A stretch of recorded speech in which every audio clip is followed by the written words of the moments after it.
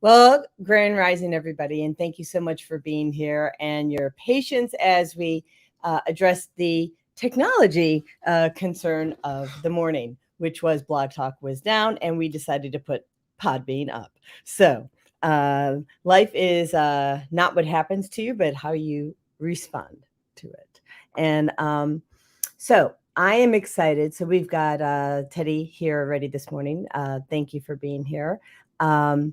I am excited to have Erik Pepper, Dr. Erik Pepper, join us this morning. He is an amazing soul. He was the keynote speaker at the Holistic Lifestyle Conference where we connected. And he's going to talk about stress as it relates to our technology, which is such an important topic. I could probably talk about that one all day long. And but he's a level up. I'm just gonna tell you, I'm gonna be the student. Woo! Okay, so without further ado, let me bring in Dr. Erik Pepper. Good morning. Well, good morning, Jody. So thank you so much for this strong, powerful introduction. It's always shocking to sit here and then after people have introduced you, because it is such a build-up, and it always reminds me of going to a funeral where people where people give all these nice talks about the person who has just passed, and yet we all know they're not quite like that. And so well, okay, so duality, right? So, and after what I found in my body yesterday, I now understand duality at a deeper level. So but we'll talk about that later. But I did have a blood scan. I was telling my blood scan yesterday, and well, actually, I will talk about it. I had my blood scan yesterday, and there were fungi and parasites that bonded together and created its own colony, and it's been there since 1990. Now, I want to tell you, it took on its own shape, and it looks like a dragon. And if you follow Dr. Amen at all, with his, dealing with your dragons, I'm like, part of it looks like a butterfly, right? Part of it looks kind of like a dog, and it looks like a dragon. And it's really, when you look at these things, when you bring the metaphysical together with the medical, that's when really transformation happens, when you can look at both sides and look at the science and listen to God and bring all that together. So when we have a few more people here watching, we'll show and really do a deeper dive on that. But tell me, how did you get, you've been doing this for what, 35 years, is that right, about around there? Yeah, we've done the exploration of Techstress probably for almost 40 years, I suspect. And really it started when people first started to use the computer, when what many of us know, there was a whole technology called repetitive strain injury. Where, this is especially true for anybody who was a computer immigrant, I'll call that. That is somebody who was used to typewriters or anything like that, then started to work at the computer, and many people developed, achiness. That the achiness still exists, or the symptoms exist just as much today. That it hasn't changed. Sometimes the qualities have changed. And how we started was very pragmatic. Someone referred me a client who had the kind of neck and shoulder and arm pain and was out of work because of workers' comp with the injury they got working at the computer at their job. And then they already had their desk totally analyzed and their chair and the computer set up by an ergonomist. And so they were sitting ideally correctly, and yet the person still had symptoms.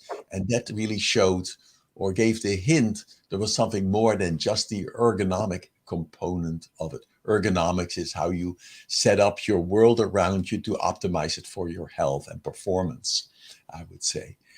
Then since the area I'm involved with is biofeedback research, which means you monitor from the physiology, and then you teach people to become aware or have self-regulation, or they can change it.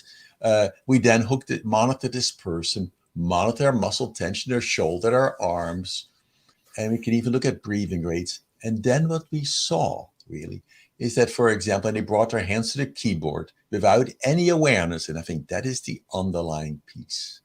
They brought their shoulders slightly up. They kept, Yeah, right.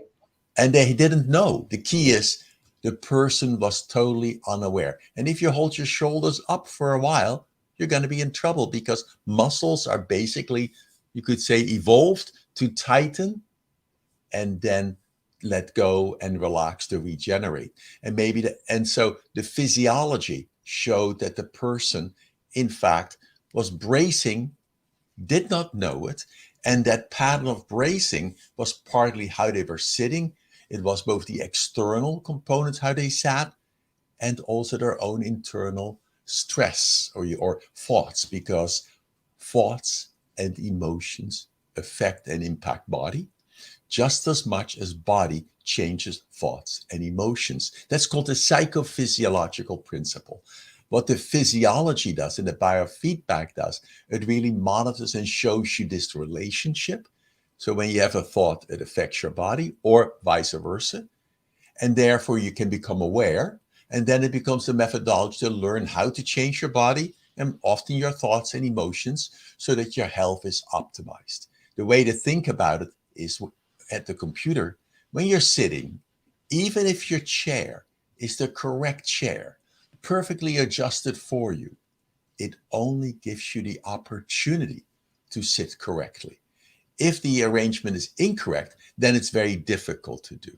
And much of this we had described in our book, Techstress, how technology is hijacking our lives and strategies for coping and pragmatic ergonomics. And many of the details we have described in this book. So that is really how we started. And then, but we continue to do this. You see many different factors. So you see that when people work at the computer, it is really different than working for those who have gray hair like me at a typewriter. Those who Oh, I remember. remember the typewriter days. I'm turning 60 this year. So yeah, no, I started on a typewriter and taught myself how to use a computer in 1985 or 1986 or something. I don't remember. Yes, so when you remember working on the typewriter, for those remember on a regular typewriter, you would be typing, then you would, and notice when you're typing, you're sitting straight up, more or less. You may have gone to typing class where the teacher even put a quarter on your wrists, so you would keep your wrists straight. So you had to learn to sit on this little chair perfectly. So you sat perfectly on the chair. And then you type. I'm just showing everybody your book that is now out. Techstress, How Technology is Hijacking Our Lives, Strategies for Coping and Pragmatic Ergonomics. Where are some other places that they can purchase your book? Probably the easiest usually is Amazon. They can also get it from the publisher, but I think it also comes as an ebook, which is paradoxical because I think you want to read books in person, and the advantage of reading a book in person is you can give it away to somebody else. If you get an ebook, it's really just a loan from the publisher. So I always recommend that people buy the books as a book, whoever it is, because then you can pass it on and pass it on and pass it on to others. But let me go back for a moment. Yes. To the whole issue of sitting at the computer and the typewriter. Remember the typewriter? You typed, and then at the end of a sentence, you have your arm would move up, and you would have to slam the carriage to the other side. And then later, depending on how financially successful you were, or you bought an IBM Selectric. IBM Selectric, we had them. Mm-hmm. And then you could press. And you thought I wouldn't know. Yes, I know. You know, my dad was self-employed, and we had, actually, so he grew up with nothing, like nothing. And so, created everything that he had from scratch. So like the little boy that he was, right? Because we're all, our inner child. Little kids, yes. Right. He, when the TVs came out, there was one for every room, right? And when the IBM Selectrics came out, he had ones for the office, one for the home office, one downstairs. Then it was hilarious. He used to put one in his car and take it with him like a computer. Yes, and the key of the Selectric, remember, is you didn't have to hit the carriage return. You could use your finger to hit the return bar. But then keep in mind again what happens, and just what you're doing right now when you adjusted your hair. After you finish your typing your page, then you would have to turn the carriage to take the paper out and then put a new piece of paper in. And then Yeah. you would take this piece of paper and put it somewhere, sometimes stand up and file it or whatever you would do. Oh, but we're not doing any of that. There's What no we just movement. did, embedded in the typing task, were sporadic movements. It meant that even if my shoulders were up the whole time while I was typing, especially when I get upset and angry or frustrated of time demands, maybe the relationship with my coworkers or supervisors, or because I worry about my child I have to take care of for at home, or I had to leave at home because I was sick or whatever those demands were. If you're stressed emotionally, physically, mentally, then your tension tends to be higher. But you're like this, but now you use other muscles. These relax again. When muscles are contracted, they often reduce the blood flow by about 80% through them. So if you do that long enough, you get achiness. Let me do this as an experiment for the people who are listening and Well, for let yourself. me ask you a quick question before we go to Sure. the experiment. So, I often talk about cellular memories. So I would suspect that if you're sitting behind that desk long enough, you are creating a cellular memory. Tell me about that. Well, I think what you're doing, I would call that classical conditioning almost. That after a while, the moment you enter the room, depending on your associations with your work or what you're doing, you evoke the emotional and physical state. So if you have been stressed, then the moment you're there, it probably can evoke it again. No different than Pavlov's dog when you gave it a piece of meat and then it salivated. Then you ring a bell, and after a while, the bell causes salivation. This happens in us all the time. The moment you think something, it evokes a body response. Yeah. And if Thoughts you want to, become things, Emoto, right? I mean, so be yeah. careful what you think. But for it depends who you are. Some people don't quite buy it. So, for example, if you're not driving, then all you do just sit comfortably for a moment. I'll do a mini experiment to show this part. As you're Okay. sitting, I'd like you to press your ankles together, press your knees together, tighten your buttocks, bring your arms up, make a fist really tight, and wrinkle your face. And as you're doing that, at this moment, tighter and tighter, are you holding your breath? Most I am. likely, most likely you held your breath. And if we can, so that's one. The key for health is to continue to breathe. But let me go to the second one. Now really tighten again, or really tighten again. And now let it all go loose. Bloop. Mhm. And as you let it go, let it be relaxed. And now, as you're relaxed, what I'd like you to do is just imagine a big yellow lemon, really with the two chubby ends, this big yellow lemon. Then imagine taking a kitchen knife, putting the lemon on a cutting board, and cutting the lemon in half. And as you're cutting it, you feel the pressure it takes to hold the knife. You feel the droplets of lemon juice against your skin. Now, put the knife to the side, pick up one of the half lemons, look at it. Look at the outer yellow rind, the pale whitish inner rind. Then take a glass, squeeze this half lemon so the juice goes into the glass. Put that one down, pick up the other half lemon, squeeze that, put it let the drops go into the glass. After you have done that, put that half lemon to the side. Now take this glass and slowly hold it in your hand, lift it to your lips. Feel the coolness of the glass against your lower lip. Now tilt the glass, contain the lemon juice, tilt it more. So the lemon juice against your lips. Now open your mouth, now taste and swallow the lemon juice. You Mm. can spit out the pit.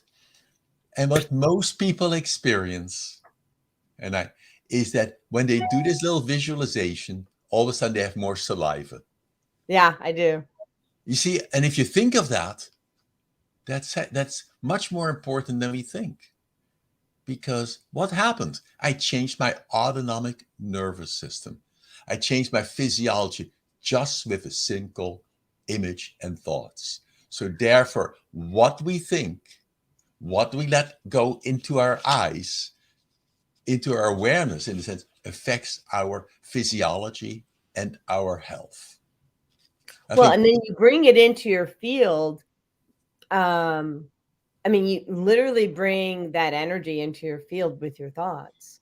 Yeah, so you could say yes, and the thoughts change, or that it changes your physiology, which can be for positive. Think of compassion, think of lovingness, think of caring, think of completing a task, think of being helpful to others, think of evoking peaceful images.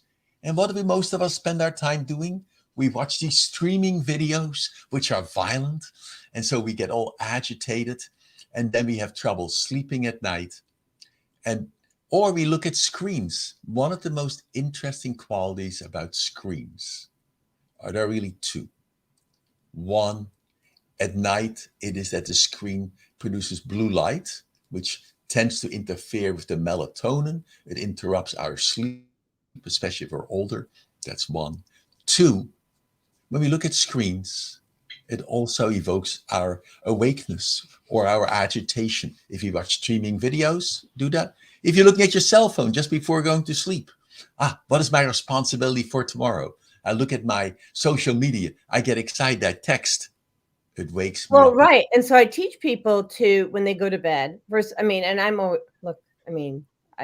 try to practice what I preach. I do not practice what I preach all the time. But if you could, turn the Wi-Fi off at night. Don't expose yourself to the blue light before bed. It offsets your, I think I'm hearing noise from Podbean. Naima, can you close your mic? Because I think you're the only one on other than me.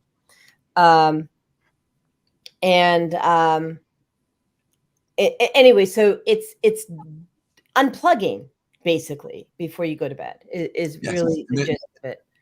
And there is nothing new about that concept in many ways, because that's the base of most spiritual traditions, where before going to sleep, you read something that's peaceful in some sense, make a connection where one is at one or whatever. So you're quieter, let go of anger and resentment before going to bed. Yeah. And then Donna Proto, I hope I'm pronouncing your last name correctly, Donna. She says, I don't have a lemon, but just you talking about the action of squeezing the juice in a glass and drinking it, I could taste the lemon. Right? Yes. So we're such powerful human beings. And, actually, I am going to show that image I was talking about earlier. And well, maybe before you do that, let me suggest to explain a little bit more about the Techstress, and then it makes more sense. One, what I said earlier is we're unaware that we hold constant tension. That's the difference now. You look at people, they're captured by the computer. They are sitting looking at the screen. Time passes. If you look at little young children, especially boys, anybody who has boys knows that if the boy is playing a computer game and it's dinner time, the mom or the caretaker or the dad says, okay, it's time to stop with dinner in 15, and the boy says, I'll be done in a moment. And then another half an hour later, you still have to tell the child. It's addictive. They are addicted. And the reason we are addicted, and we would blame the child on that often, has nothing to do with that. No. It is that basically the technology, to a large extent, has captured our survival behaviors. Think of it when we lived many years, thousands of years before, we walked on the savannah or in the forest. What happens is that you want to be aware of what is going around you. If you see something on the side, you want to orient to that, because that could be a tiger. We were prey, basically. We are wired to be prey. So we have to be vigilant. And every time we see something, on the periphery especially, or in the distance, it could be a goodie, it could be food, or it could be an enemy. It could be that we are the food, right? Yes, we are prey. Absolutely. And so we react. And then when the moment we react, we have to give the fight-flight response. And then we do this. And so what happens is that's a very good mechanism. We now attend to that. It's very useful. We do it in many different ways. We freeze for a moment. Our breathing changes. Our we are really cannibalizing ourselves at that moment to take our resources to fight and flight. Yeah, Because and I really think it's so important that people have self-awareness around that. There's people are not all, I'm not saying all, but a lot no, of yeah, you're totally right. You want to be self-aware, but it's beyond awareness, because it almost assumes we are aware and we have a kind of responsibility for our behavior. I would argue that we are almost wired that way. And that's called an evolutionary trap. We are wired that our adaptive behavior of being vigilant and responding allowed us to survive to the So stimuli. I agree, and then I'm going to say there's a yes and to this. Sure, Okay. great. So I have used precision sound frequency to bring the brain into a theta state, right? And when you do this, it allows a person to be present in the moment, um, and yes, be aware, but not just to go into fight or flight, but actually almost like a choice in the matter, right? Because you have such a high level of awareness.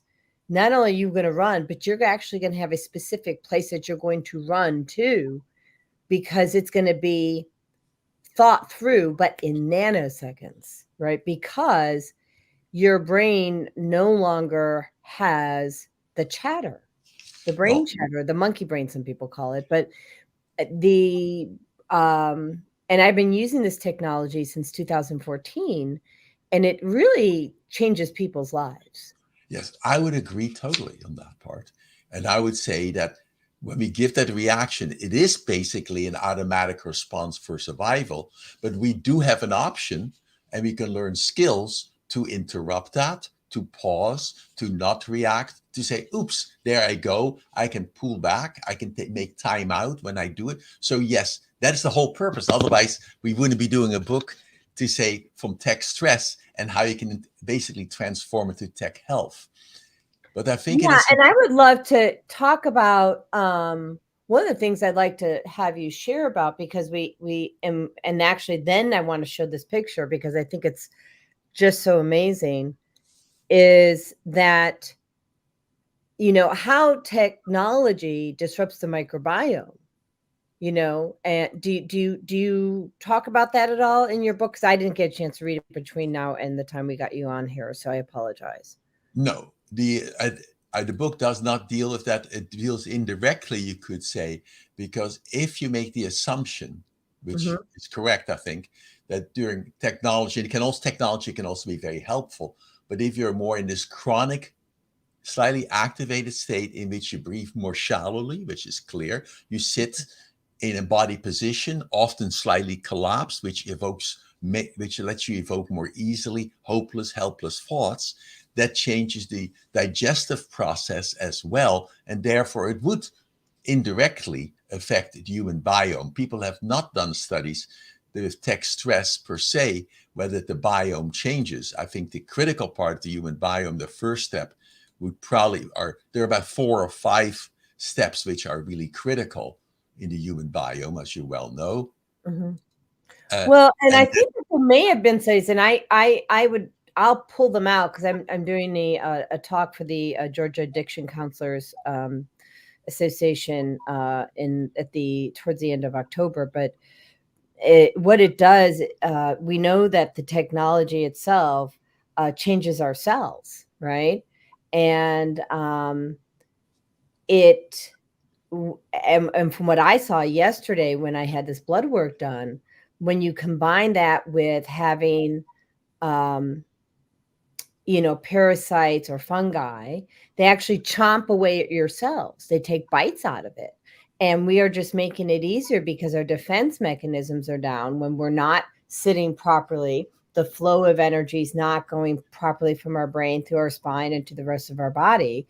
And we are trying to operate while receiving a frequency that's not in alignment with our physical body or so let spiritual me sure let me put it in a slightly different way. body. If you Mhm, think about it, when we are working, mhm, and often, especially when it's under stress, or we don't take breaks and we don't regenerate. But think about every time I give this unaware alarm reaction, and I do this chronically, then basically our bodies move into a fight flight state. What does it mean? At that moment, our body cannibalizes itself. So why should the body heal itself? Why should it activate the immune system? Why should it repair itself? And why should it digest food if it's going to be somebody else, if it will be someone else's lunch? And that's a very simplistic way of thinking. And then the point is well taken that there is suggestive evidence that the whole Wi-Fi signals, at least you put it against the head and stuff like, you see essentially the cells will react differently for a time period, like with cell phones. Well, yeah, I mean, I've seen the, and I'm just getting my cell phone on Do Not Disturb because it was a morning that was not easy this way. I mean, it wasn't bad, but I mean, we just had to do things. I can't get it on Do Not Disturb. Well, hopefully no one calls in this morning during the show. So I've seen the videos where the blood cells are, doing what blood cells do, and then they clump, right? When you put the phone by your head, or even hold it in your hand, right? And I broke my wrist when just before coming to Orlando for the Holistic Lifestyle Conference, and it's healed. But when I put my phone in that hand, it hurts because it's but let me put that in two ways. I think one, there is there is a very low electrical frequency, right? Electromagnetic frequency that occurs that does affect the tissue. The data is not superb in controlled studies, but I happen to think it is harmful. So I think be careful where you put. I would not put it against my body. And for young women, often when they go out, they may even put their cell phone in their bra. I would not recommend that. I believe in the precautionary principle. If there's doubt, take care of it. And so keep it away from your body. Use your cell phone on speaker or with earphones. And then at night, before you go to sleep, don't put it next to your pillow or anything like this. I think that's just being preventative and being smart.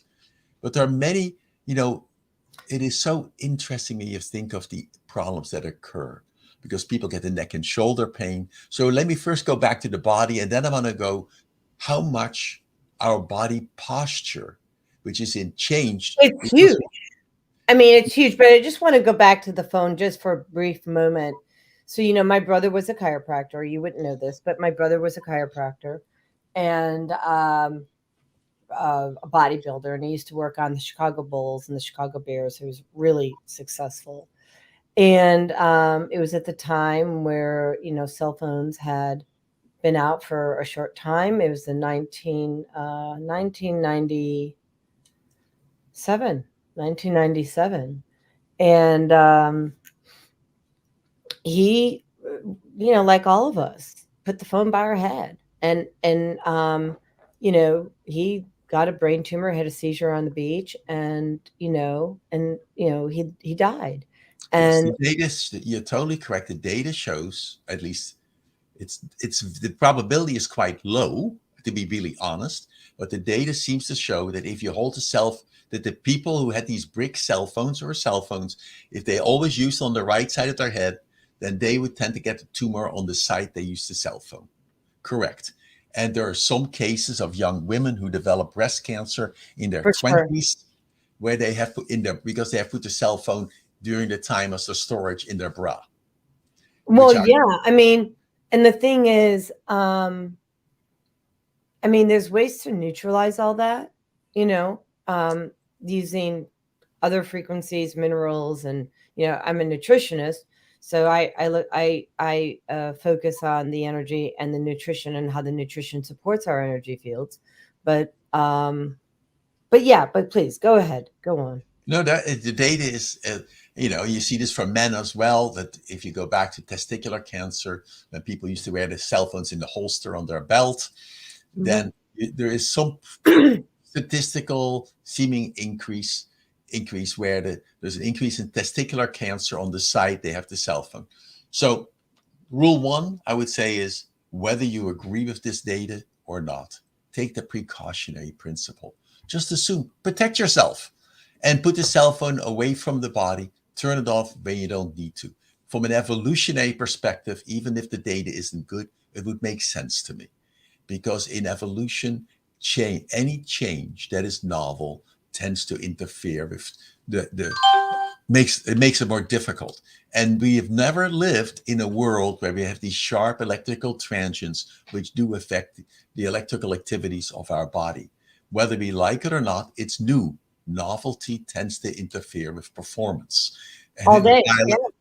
That's a great quote. Novelty tends to interfere with performance. Yeah. Yes, and it takes many years, many generations, finally, for us to maybe adapt. And this is only one generation. And so from evolution, we would not have adapted or changed. We have not yet evolved to cope with that. Our technology is much too quick in that sense, these changes. I agree. And now we can look at one more part, which I think is cool, because we have both the adults and we have our young who have aches and pains. So let me go back on the experience, how quickly, what happens at the computer. As you're sitting, we're going to simulate this for your neck and shoulders, except using your leg, because you're sitting, and as you're sitting, or if you sit in the backseat of a car, you can do it. If you're driving, don't do it. Yeah, right. Because a lot of people are in their cars right now heading to work. Yeah. Right? So at this moment, at least, what you would do is just lift your knee slightly up so your foot is off the ground. Okay. And just hold it there. Mm-hmm. Keep holding it. Keep lifting. You know that, so your heel is just an inch off the ground. You know, your thigh is unweighted, is no longer touching the edge of the chair. Keep holding it up, and keep holding it up. You know, initially when you start to hold it up, held it up. And I'm holding my breath again. Yes. You're doing what almost everybody does. They hold their breath under stress, and then they shallow breathe because they're tightening their stomach to protect themselves. And now what you may notice is some achiness in your hip. Is that correct? The hip flexors. Yeah, I mean, it's how that is. Yeah. So now let your leg relax. Now what? Let the leg just go. Hit a drop. Let the knee go down. Let the shake it a bit.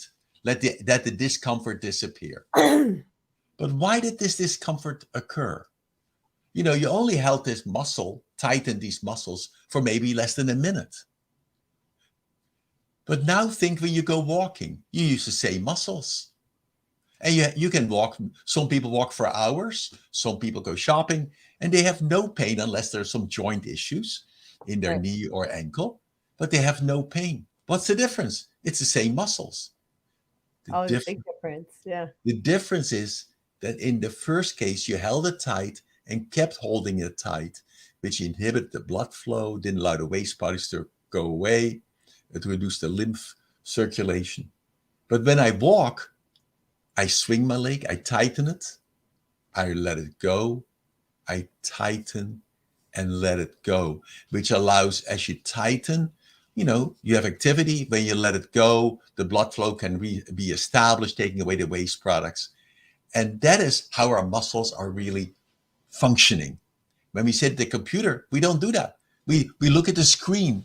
And as we look at the screen, our eyes converge, look at this near distance, and it stays like that for hours. We have no idea we're doing this. And then by the end of the day, we leave and we look out and our eyes are fuzzy. The world is fuzzy. It's harder to focus. Some people get eye irritations and neck irritation. And part of the reason is that if you go back and walk along the savannah, we looked outside, because we're looking far distance.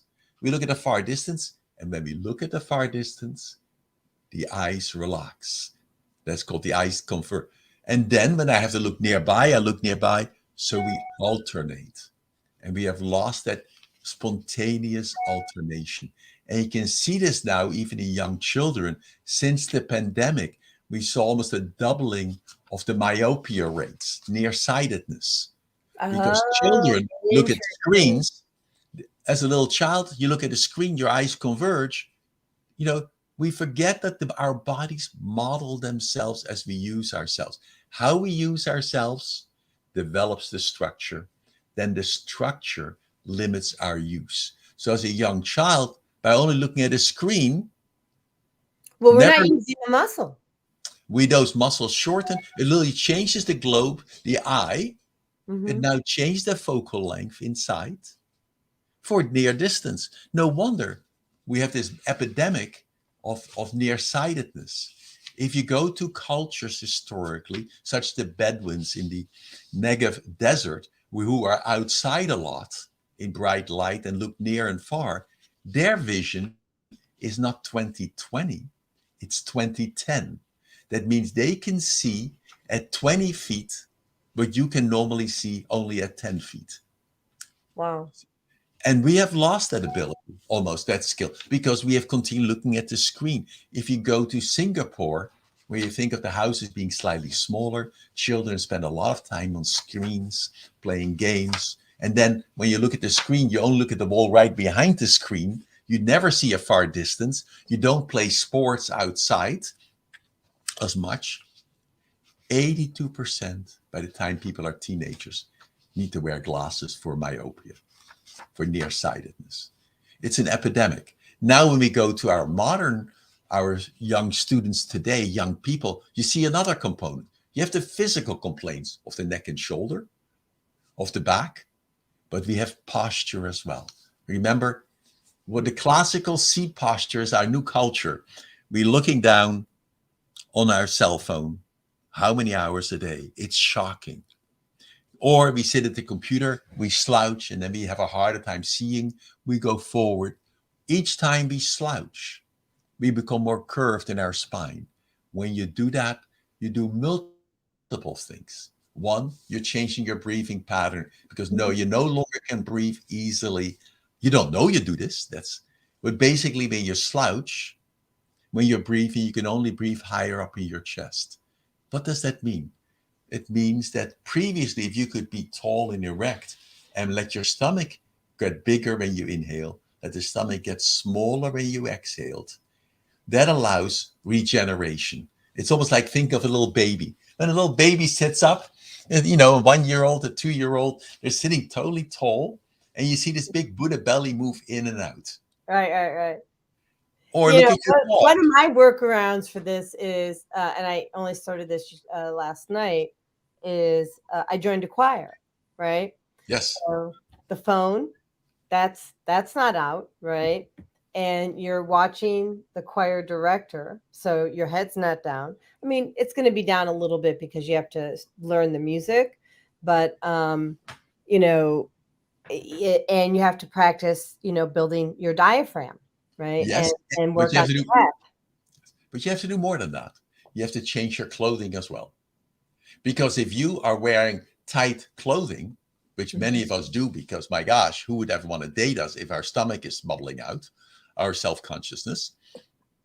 I've never worn tight clothing. Do you know that? Great. Seriously. I mean, if you want to even what I'm wearing now, I mean, I wouldn't say never. I mean, I have probably a couple of pictures, but I'm like even when I was like a bodybuilder, benching 185, weighed 120 pounds, I'm wearing these big baggy overalls because Great. I mean, that's just been my gig.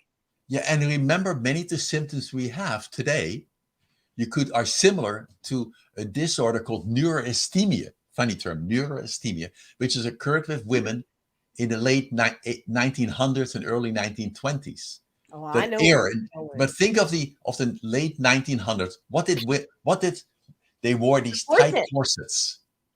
And when you wear this, Eric, yes, when you you wear don't know these what tight, my mom did. So my mom had a bridal shop, right? And so we would get these, I was helping her, and we would get these brides together and put them in the dress. And I mean, and I'm like, how are you supposed to breathe in that? And now they've got the Spanx, right? So Spanx, they're holding you in tight. I'm like, that's not comfortable. That's like not comfortable on any level. And you're totally right. Talk about the science. So go ahead. I'm sorry. But wait, no, when this area is held really tight, remember the diaphragm is more than just breathing. It is a pump that allows the blood circulation to circulate around the abdomen and the lymph. So if this diaphragm, when you inhale, you let your abdomen get bigger, like the baby, or your dog who's lying on its side, you see the stomach getting bigger. Right. That allows, at that moment, it allows the veins to fill, the lymph vessels to fill. And then as you exhale, you're applying a little pressure unknowingly to squeeze it back, to squeeze the abdomen in a way that the diaphragm goes back up. That then squeezes the veins, it squeezes the lymph, and it allows this really abdominal circulation. And what you see is that most people, or let's say many people who have gastrointestinal problems, GI distress, if you observe them, they breathe mainly in their chest. There's almost no abdominal movement. In our study we are just doing at San Francisco State, where we have observed, and it's now in press, that you see young women who have menstrual cramps. Then what you see is that if you teach them very slow breathing, this kind of effortless diaphragmatic breathing, they practice this before and during their menstrual period, we saw an 80% reduction in discomfort. Yes, easy peasy. I've taught this, okay? Not probably to the degree that you have, but the power of the breath. I'm going to go to commercial real quick, and we're going to come back. I would love for you to demonstrate the power of the breath. And when we have, we have people on several platforms here, and which is why I'm looking to my left. And I would love for people to play in this space, right? Because this would be fun. I've had people call me, I'm driving, I'll just, kind of plant this seed. I was on the road driving to an appointment. A client calls me, I need your help real quick, because I've got this excruciating pain, and I can't be doing energy work while I'm driving, right? Like, because, the eyes need to be closed, I'm bringing in source energy, probably not doing that behind the wheel. So I started empowering my clients to breathe, right? And send the breath to the part of the area of the body that it needed to go to. And we'll leave it there. And Dr. Erik will have you share it when we come back from commercial. Okay. All right. I love this. Thank you. All right. So, hi, I'm Jody Susan with Susan Essentials. I started Susan Essentials in 2015 because of a personal health journey. I was over-medicated and put on 19 different medications. And yes, I reversed all my chronic diseases using plant and energy-based healing. It was amazing. At Susan Essentials, we support both consumers and businesses, and we do that with helping your employees or yourself with a food as medicine mindset.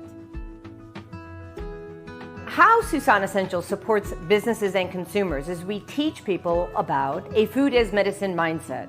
So we support people on how to support their own immune system, how to support their brain health, how to support their emotional well-being. And we do that all with plant and an energy-based healing.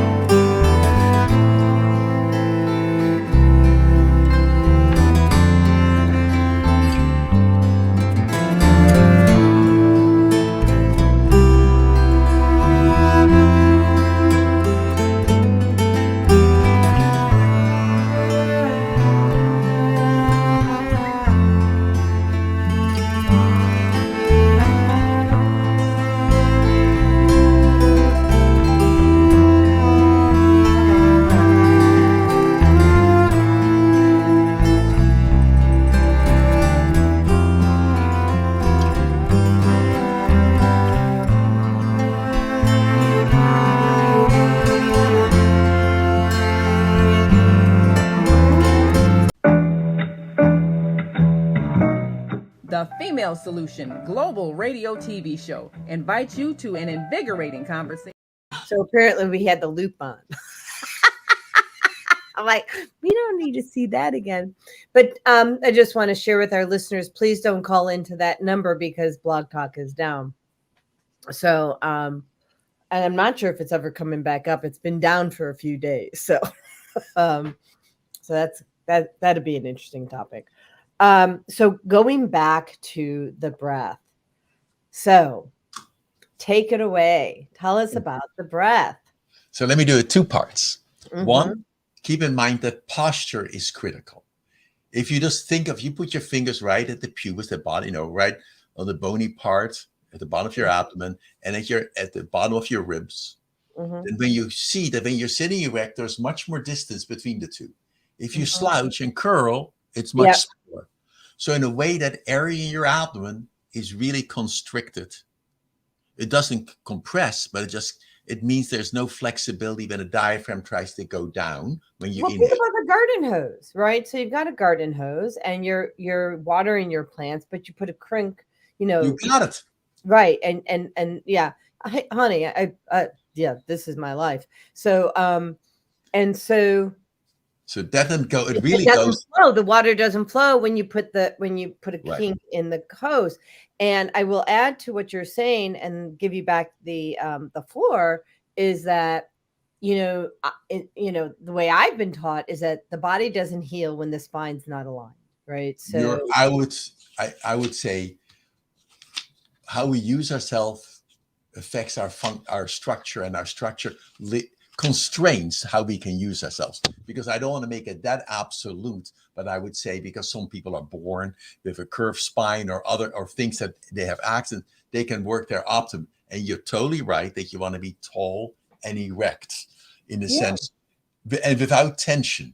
without tension. And I agree with you that we don't want to say if you're born with a crooked spine that you're doomed. You're not. I mean, I believe that our bodies are master healing machines, and so you can see that quote all over the internet from me. But you know assuming you don't have a a condition that you're born with, right?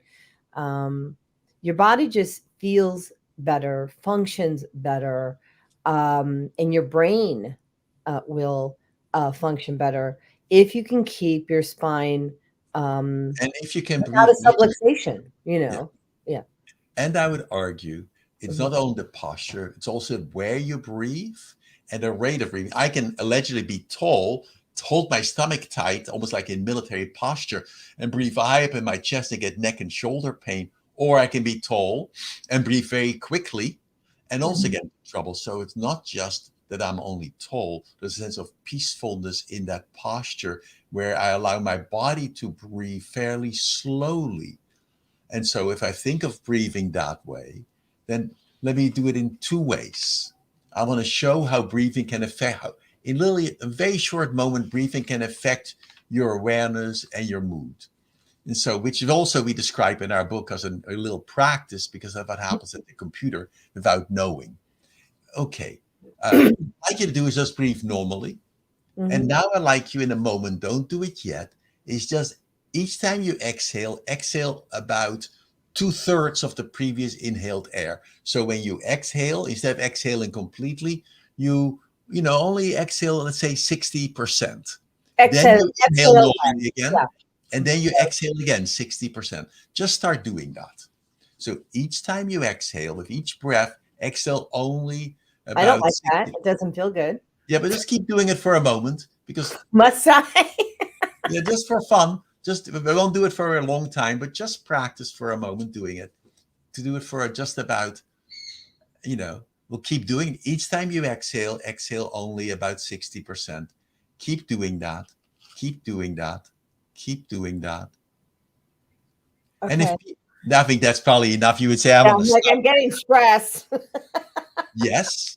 But about a third to half the people experience is that when they breathe in this way, they get an increase in anxiety and and almost like their fuzziness, they become lightheaded. There are many different symptoms they have.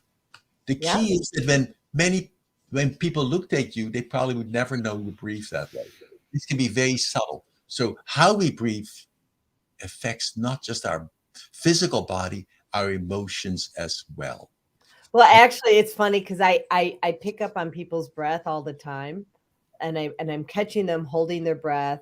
I catch their heart rate changing, and their breath changing, like, and I'm like, "Are you okay?" Because I pick, I'm an intuitive. What can I tell you? You know, No, so that is a very good point, what you're saying. It's absolutely true. And I'll do one more little practice, then we'll go on how can we teach the breathing. What I like you just to do is just sitting here. Don't do this while driving for a moment.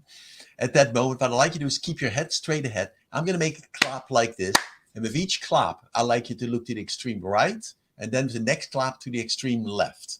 So each okay. sound you hear the sound, look to the extreme right and And left. I'm clapping or you're clapping. I'll clap. I'll Okay. make the noise. You just react to the stimulus. Ready, get Okay. set, go. No, just with your eyes only. Oh, my eyes only. I'm like, what? Next, getting some exercise. Just with your eyes only. Okay. Are you holding your breath? Yes. And so what you just did is when you're vigilant, you hold your breath. So for practice, for at least an awareness practice for everybody, every time you hold your breath, it's useful if a tiger is attacking you before it attacks you because you freeze. And however, Richard, your brain's not getting air. you basically, in a very simplistic way, you're totally right. You're you're getting into trouble. So use the cue of stopping breathing, of breath holding to say, oops, let me breathe again. Now, how do you breathe? That's about the next question. What can you do? There are many ways of doing it. The Mhm. pattern I would recommend is that you sort of inhale, that you focus first on exhaling. And exhaling means that you think in a certain way that your stomach is like a big balloon. That's where your lungs would be, metaphorically. Mhm. So, but so let the air go in for a moment. Let your stomach be as big as possible in that sense. Mhm. Now, as you exhale, let the stomach get smaller. Sometimes in the beginning, it's useful to make a very soft sound like psst.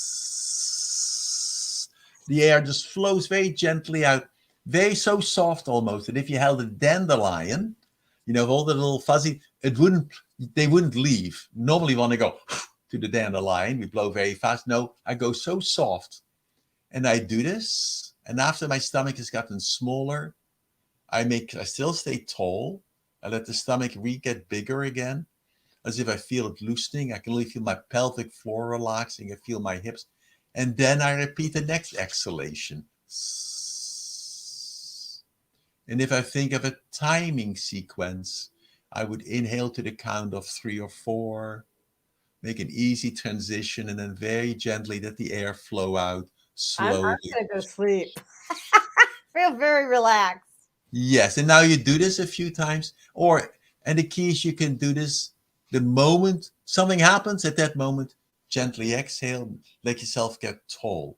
The key is when we give a defense reaction, we tend to protect ourselves. We Mm. curl up and tighten. So the first thing you want to do is make yourself tall and then breathe.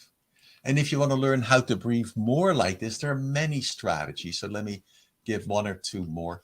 The point Jody, you pointed out already is that breathing and heart rate are often linked. So, and you can just feel that.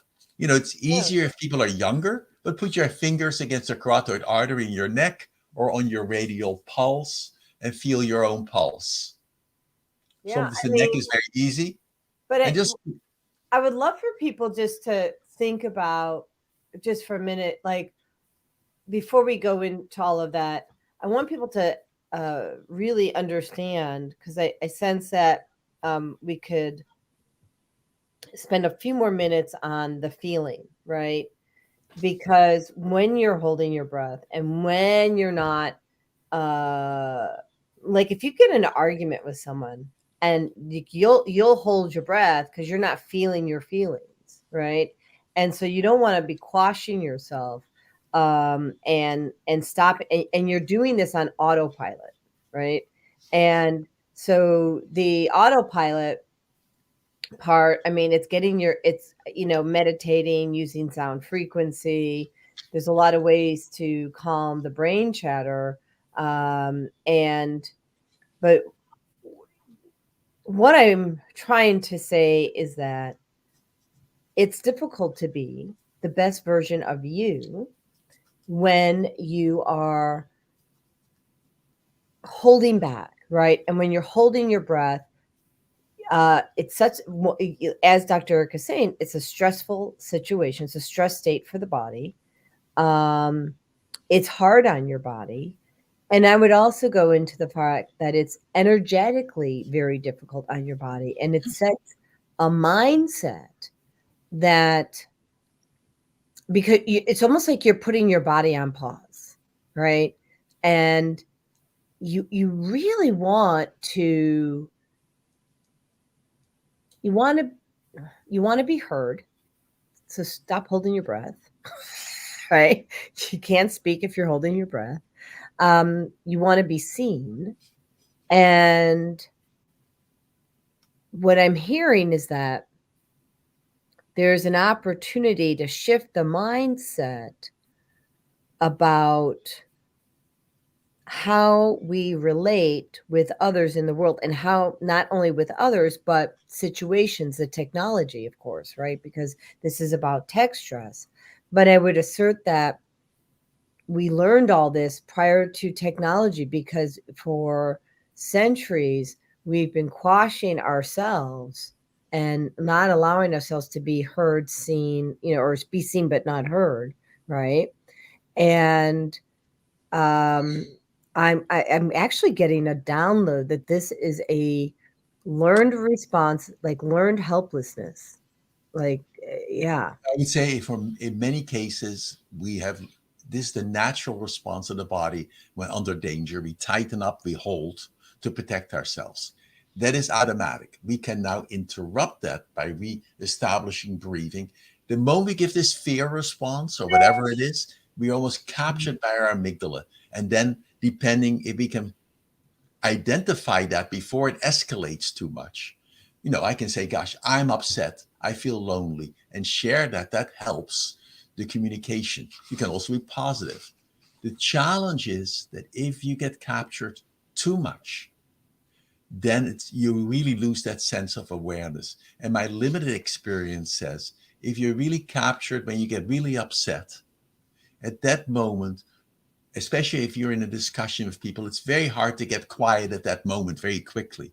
The easiest thing to do at that moment is complete that fight, flight, alarm reaction. So what you do is you go to the bathroom or you leave the room for a moment, called time out. You run up and down the stairs. So you complete the whole metabolic state. You do some very strong physical activity. And then once that is quiet, then go back. Then you can breathe much easier. Then you can do your meditative concepts much easier.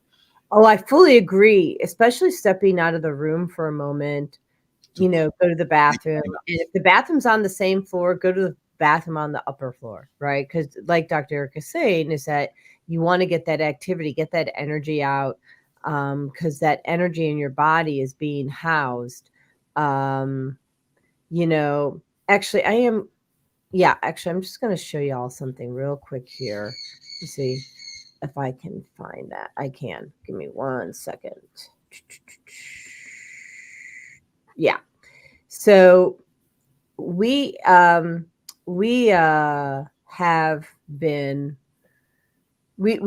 shared on this show about, I think it's Dr. Masaru Emoto. He talks about the how our energy, gratitude, lack of gratitude impacts water. And of course, our bodies are 70% water, so are our brains. And so these are my cells that I had looked at yesterday. And you can see there's a butterfly here, the transformation specialist that I am. But also and someone saw a dog, but then when we put it all together, it's kind of like the dragon. When you think about Dr. Daniel Amen's, dragons, right? And it's actually what these cells are they're parasites and fungi, and they created their own colony and a wall around that colony so that they could be protected and not destroyed. Of course, I destroyed them. But the thing is that this is not pleasant. This is not a pleasant cell, and there are lots of other cells that that were destroyed. Or you see this one down here with the yellow, that's more parasites. And what I want to say is that when you're holding your breath, so let me bring this back to the breath. Okay, it causes stress on your body. Well, let me say it this way: that when for most of the time, there's always an appropriate way to hold your breath. If you want, breath holding can be useful if you want to stabilize your arm movements. If you want to hear better, then you hold your breath, because the moment you breathe, there's internal sounds going up the eustachian tube. So, but in most cases in our modern world, we hold our breath often with a kind of part of the alarm reaction that is activating. The key is not that we react always. The key is we don't come back and regenerate. So we react too many times. So you're looking for people to respond, not react. Yes. We want to just say, wait, it's not necessary to give this alarm reaction. I want to to regenerate. It's no different than working at the computer. I'm working, my shoulders are up the whole time. I just don't let them go. If I raise my shoulders and let them go, then there's probably much less of a problem. If I look at the screen for a moment, or I look with my eyes to the right, if I look to the right and maybe I tighten my neck muscles, I wouldn't be aware of it. But if I keep looking like this in this crooked position, then I get this static tension, then I get troubles. So it's really also our thought, this applies to our thoughts as well. If we get upset with someone, it isn't that we get upset at that moment. That you could say the first reaction is almost biological. You react. Thereafter, we self-amplify it. It isn't that I react to something, then I start thinking about it, I start ruminating about it. And each time I do that, I reactivate my body. And so the real question is, what can people do about that? And in our experience, one of the best ways to do this first is step one, is change your body posture. Sit up. Well, and I want people to really see what this is doing, though, like the science, the visual science, because right now, and this is kind of a hard one to look at. Let me give a better. See, I want people to be able to see that how you feel. Let me cancel that. Shows up biologically in your body. So this is what he's saying is so critically important. But I just want to give people a visual. So here's another one. Oh, that one, it's a little bit better. It's not perfect, but you can see these different cells. This is of water, right? Which again, our body's mostly water. So if you have stress on your body and your body's mostly water, right?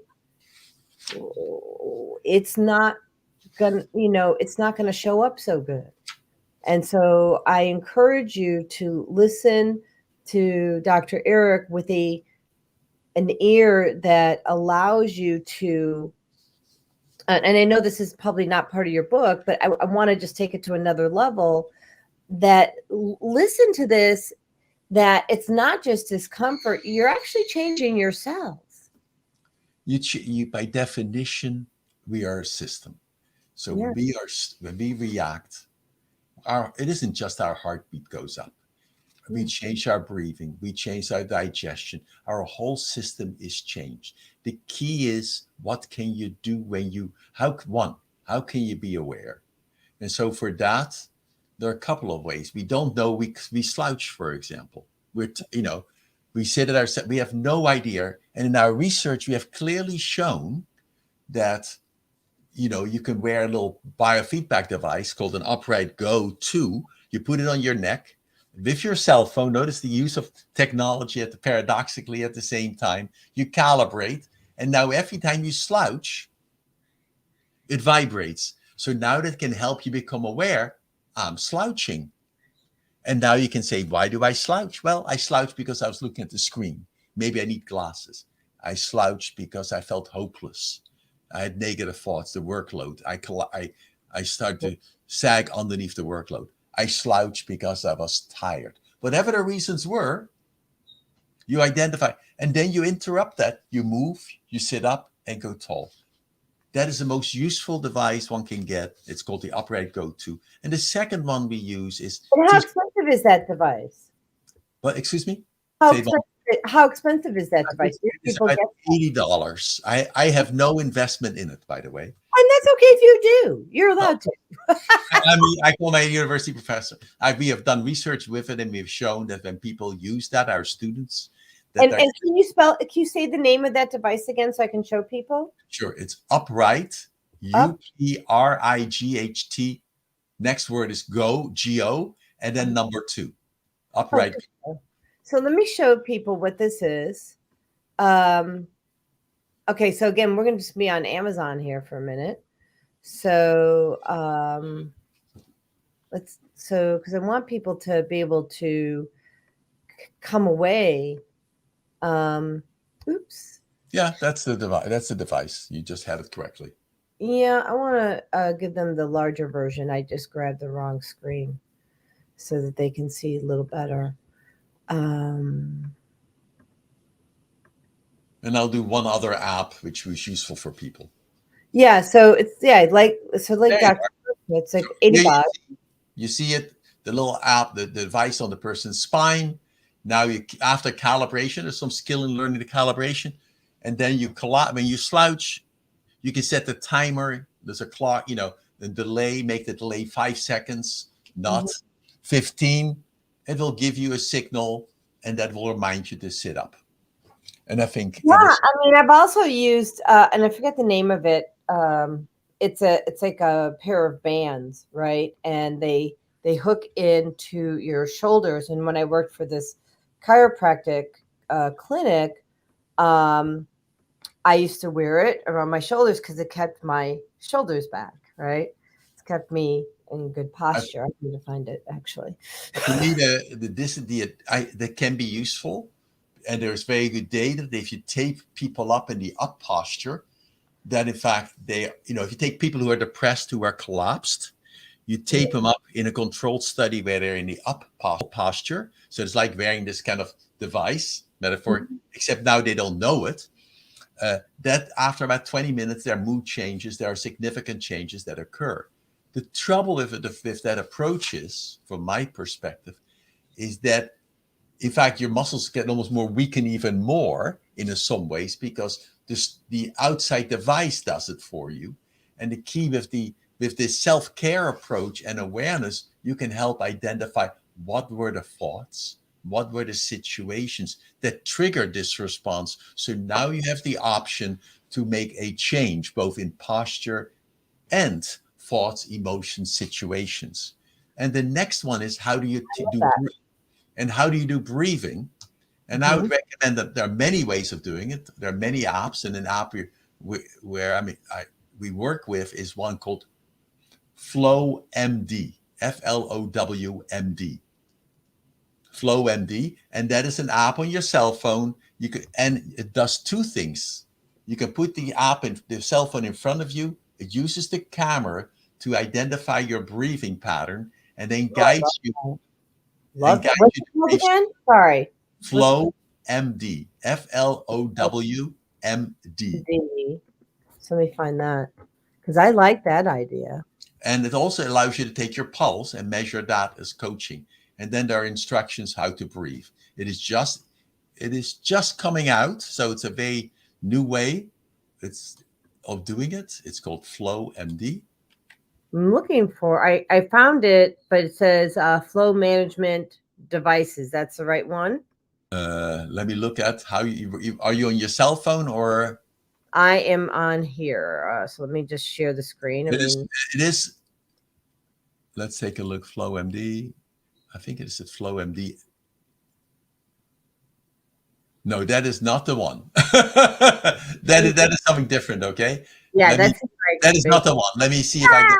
I'm getting on them. Like, yeah, that I have to go to my cell phone for Flow MD for a moment. It is the app on your cell phone would be called Flow MD. Okay, so let me see that. I have not. I never go to my, because it's an app on a cell phone, so I don't ever think about it, but I can look for it as well. Yeah, I'd like for people to know what it is. To look at the link for. So if here, go like this. So Flow MD app.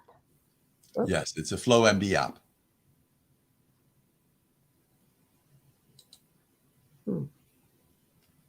Yes, that's on the app. It's called Flow MD. Okay. Oh, I found it. Okay. So this one right here. Whoop. Is that it?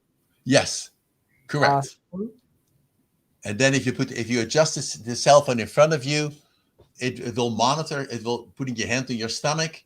Then it will identify your hand is on your stomach, and it can see them. It measures the movement, the displacement, and then it also coaches you how to do this.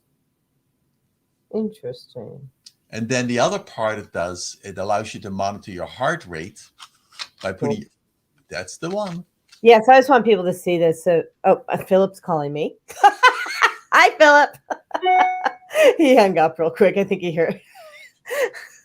So he actually may have a contribution to this. Hold on a second. That's why he's calling, because people usually call in on this show. Let me just text him, because I'll let him just call in on this. Hold on. Did you want to contribute to the show? I can bring you on. Okay. So, but lost it. That's weird. But anyway, so I want people to make sure that they know that they can. Okay, the website for this, if you're intrigued, is flowmd.co. Flowmd.co. Okay.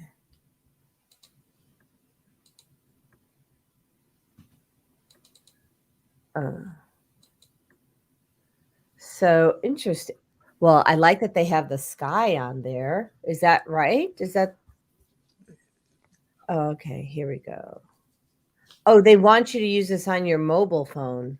That's probably, it's a mobile phone. It's a mobile phone app. Okay. So let me just. But at least it is a useful device called FlowMD app. It's the app on your cell phone. And it does two things, like I said. There's information. It will guide you to breathe slower. There will be background information, tell more about breathing. Yeah, and so I'll just show people, this is what you're referring to. Is that right? Yes, correct. Okay. All right. So this will help you with your flow of your breathing. So Raj says, and let me just not block you. Hold on. Without question, the breath is connected to our body and thoughts. Have you explored how breath work can be used to enter into altered states? Also, your thoughts on the Wim Hof method. Great question, Raj.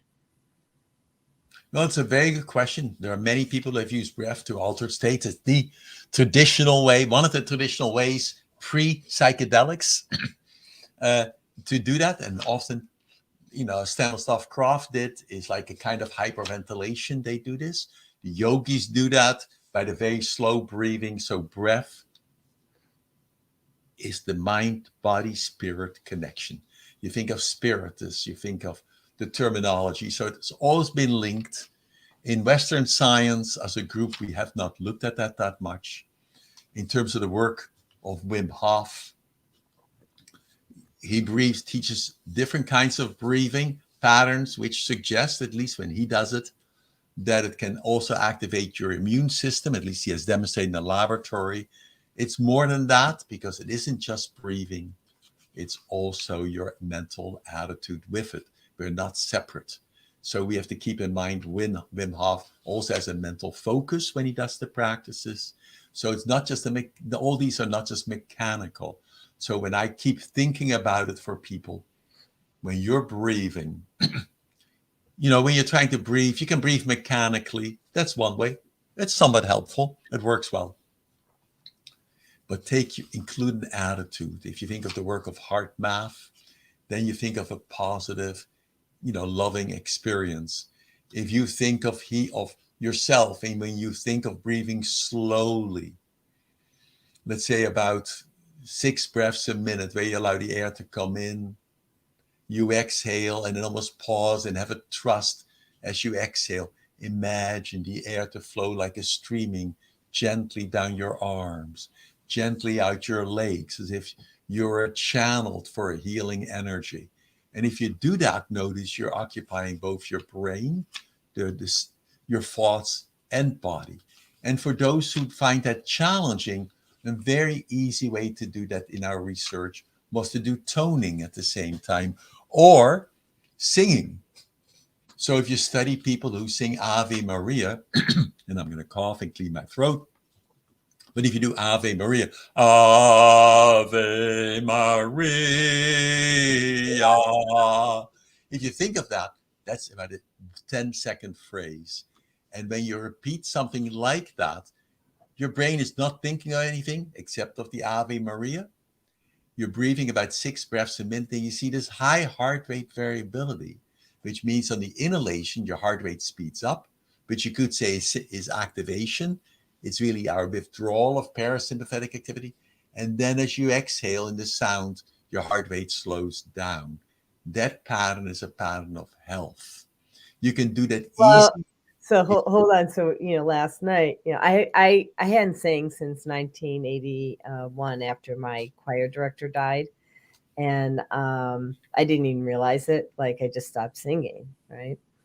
And it got activated last year in the fall when I saw the Tibetan monks and their, you know, I their beautiful sound just reignited my soul, and all of a sudden I wanted to sing again.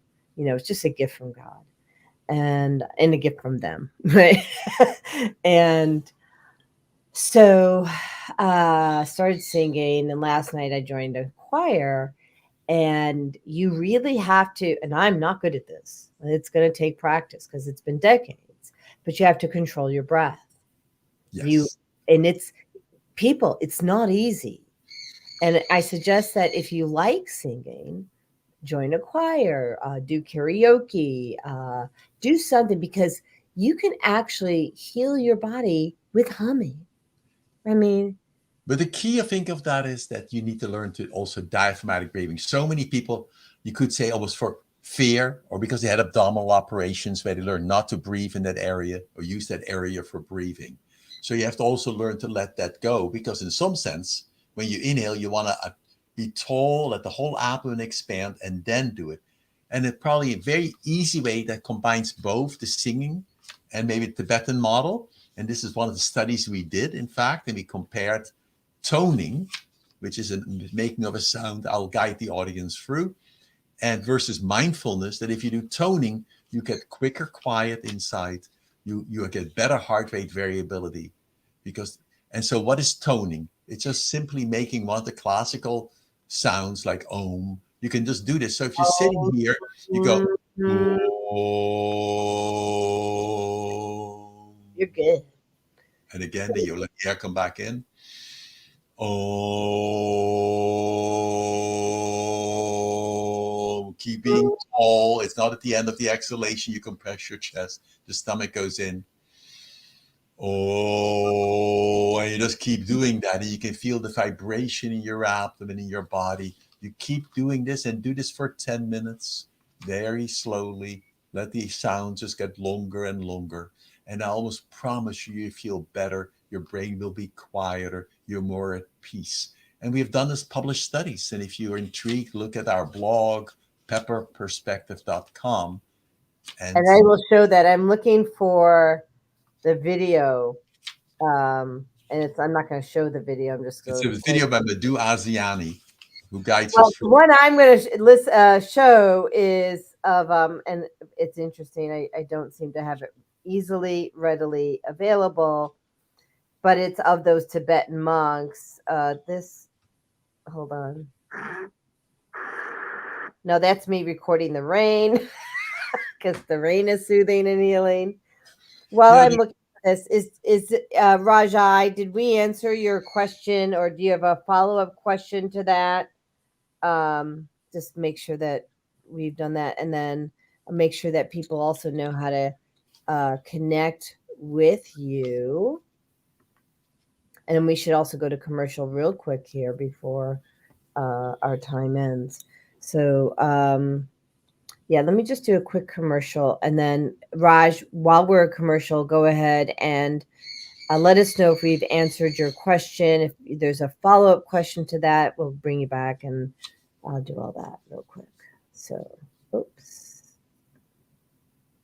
Do this with that, and brand, and With a Place of Peace pop-up from Susan Essentials, you are able to increase productivity, mental acuity, leaving you with higher energy and peace in just 20 minutes. We pop up at our office or yours. Hi, I'm Jody Susan with Susan Essentials. I started Susan Essentials in 2015 because of a personal health journey. I was over-medicated and put on 19 different medications. And yes, I reversed all my chronic diseases using plant and energy-based healing. It was amazing. At Susan Essentials, we support both consumers and businesses, and we do that with helping your employees or yourself with a food as medicine mindset. How Susan Essentials supports businesses and consumers is we teach people about a food as medicine mindset. So we support people on how to support their own immune system, how to support their brain health, how to support their emotional well-being. And we do that all with plant and an energy-based healing. So thank you. We are back. And I just want to bring Teddy June's comment. She says the diaphragm breath is life. I couldn't agree more. And then I did find my videos. I'm not going to show them, but I'll play a few seconds so y'all can hear the power of this sound. Or not. Maybe it's not going to. Oh, well, here it goes.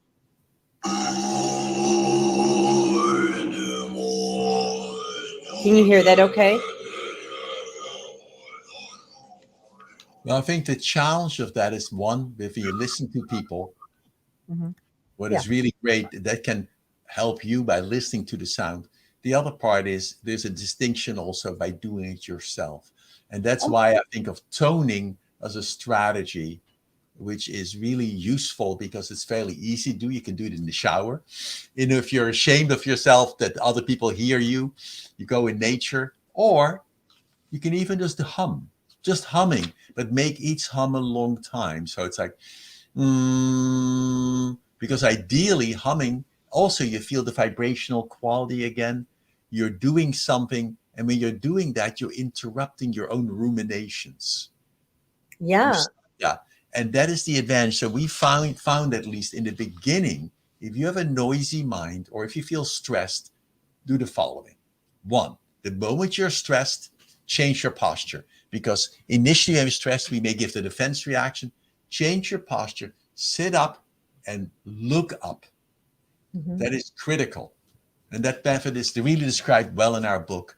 And then once you're sitting up and looking up, then do the humming, then change the language, then start looking at the problem from a different perspective. And it's so much easier to do it when you look up. You don't quite have to look all the way up. You just look above the horizon. It gives you a new picture, a new view of the problem. And the change in posture really changes your body. It interrupts the patterns of defense. So I highly recommend, and do this each time. The moment you react, use the reaction as the trigger to say, sit up, take one or two lower breaths. And only after you've done those, start thinking of your problem. Take time. It's like a mini timeout. When you do this many times, it's remarkable how much more peaceful you can feel. Yeah, that's amazing. And, because we're constantly going this way, I think what you're suggesting is doing the opposite to help balance out the body, right? Yes. Or the other way to say it is unknowingly we now live in a culture where we're almost all slouched by looking at our cell phones. We don't know. Yeah, a forward head carriage is a thing, right? Tech neck. And then we have this response from Rajai Kaldani. He says, very good. He goes, I would love to know if you would be interested in exploring that more in your work. The breath is spirit, and what methods would you recommend for that purpose? I think breath has always included the term spirit. It is the marker between life and death historically. I think if you go to whether it's yogic literature, any traditional spiritual literature, breathing is a significant piece. I would say for ourselves, combine breathing, learn this effortless. I call it effortless breathing because really we should not even be aware of breathing. When people have problems, then they can't get enough air in. Often they don't exhale enough initially. You can train people and teach them to breathe differently. But remember, if you start breathing quietly and peacefully, this slower pattern, then your abdomen relaxes.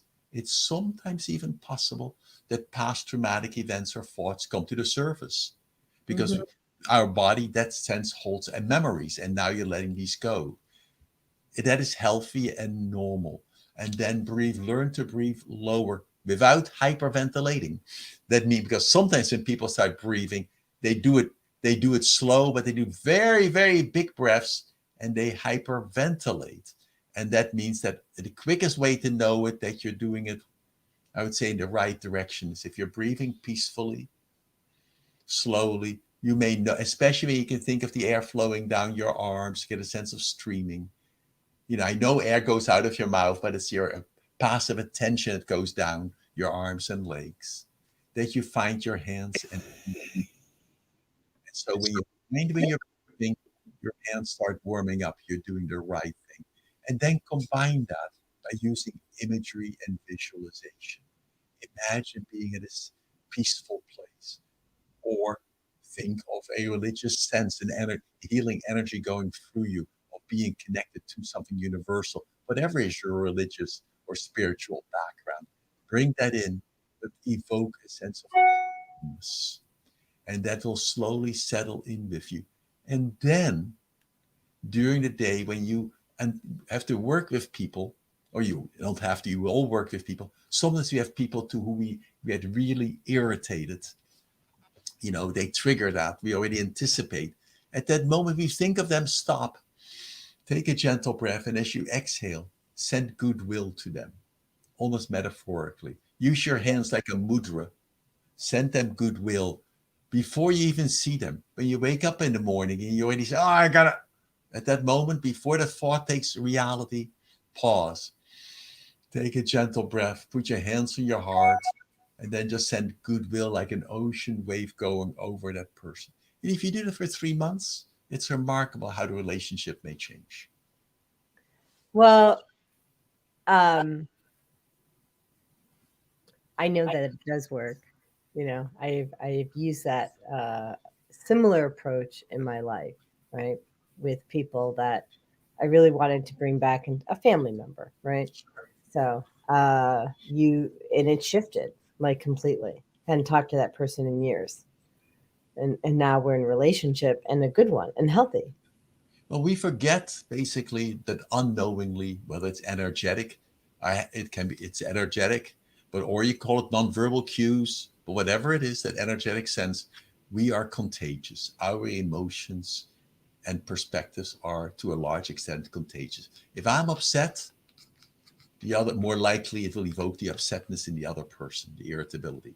Mm-hmm. If I'm caring, I see the goodness in the other person, and I focus on that more. That allows that to come for both of us. And we live in a world where we need to spend more time seeing the goodness in other people and sending goodwill than all the critique we do. Well, and that's really so wise, right, Dr. Erik? So um, we are programmed to think that we all have to be the same.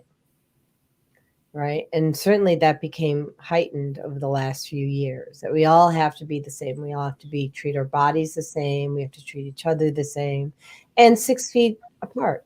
Right. And really, it was destructive in a myriad of ways. But I say, when I was disabled, that started in 2013, and they couldn't figure out what was wrong with me. And, the Western medical community could not. Of course, the Eastern one did very easily. And I just did the polar opposite of everything I was doing. Right. I got rid of the toxic food, the Clorox bleach, which impacts your breath, right? It attacks your lungs. And so I think that if this inspires you to do, I mean, I'm just saying that, if what you're doing isn't working, do something different. Right? Yes. Do now, if I totally agree, but now let me go back to Techstress for a moment for young children, because what is so in our young people, because we tend to think that the pandemic is the big cause of many of the problems, and the data is really overwhelming that there's a massive increase. It's shocking in terms of mental health issues in children. It just is. And if you look at the data since that, we have almost a doubling of anxiety and severe depression in young people. The key, I think, is to remember that was not due to the pandemic. No, the pandemic had a blessing. The pandemic escalated that process. And if the blessing was to show us, don't you think? I mean, if we have to look for a silver lining.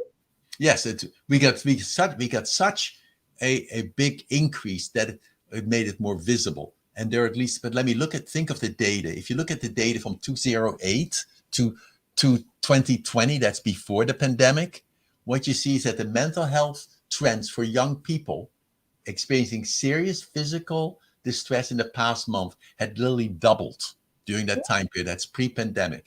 So what you're talking here about, I would say, are social media natives or cell phone natives in a way. And you can see that that's the group between 18 and 24. If you look at a group of people who are a bit older, between 24 and 29 during that time period, they also get an increase by about 40%. While the older people, they had no change in either mental. There are really multiple ill categories. That's major depressions, suicidal thoughts, outcomes thoughts, and attempts. You see, they are all, the biggest change are the young people. And that is partly, from my perspective, the media, or the use of their social media, cell phones. And I'm with you 150%. I mean, my tagline for my business is emotional healing, toxic-free living.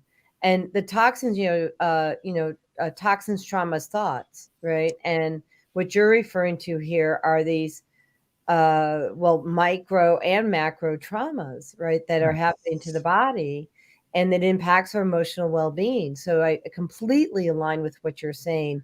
And I hope that people, I know that my people get you, right? But look at it, but it's even more insidious than that. Think about little mothers and babies. When I go mothers, caretakers, fathers. Historically, when a baby wants to make social connections, it's reaching out, it's wanting attention. And now what we do is when the baby is reaching out, we're on our cell phone. I go to the park and see so many of the people walking, pushing the carriage, not attending to the child, but looking at their phone. Or at dinner time, there's nothing easier than parking a child in front of television, in front of a screen, giving them a cell phone, even a little baby of a year old, a tablet, to entertain them so you can be at peace. But we are breaking that nurturing bond that's critical for human development. And you don't even want to get me started. Yes, but if anybody's interested, there's a famous study called the still face experiment. So can I bring it up because Sure. Michelle Kukla, who is my doctor, who helped me reclaim my health, I was praying that you were going to talk about that just now. And thank you, because I couldn't remember the name of it. So I'm going to, can I show it? The still face? Oh, Or yeah. the Still still face experiment is the most powerful one of the studies done at Tufts University. Yeah. So I have it right here. It's 2 minutes. I think Great. this is huge. And I'm going to show this. I share this with people, and thank you. Thank you. So let me just prepare the screen here for a moment. And we'll pull this off, and I'll share screen.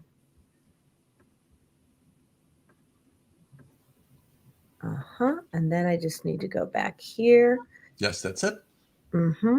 Babies this young are extremely responsive to the emotions Love and this. the reactivity and the social interaction that they get from. I'll be gone in a moment too. Is something that we started studying 33 years ago, when people didn't think that infants could engage in social interaction. In this still face experiment, what the mother did was she sits down and she's playing with her baby, who's about a year of age. I'm like a girl. Oh. And she gives a greeting to the baby gives a greeting back to her.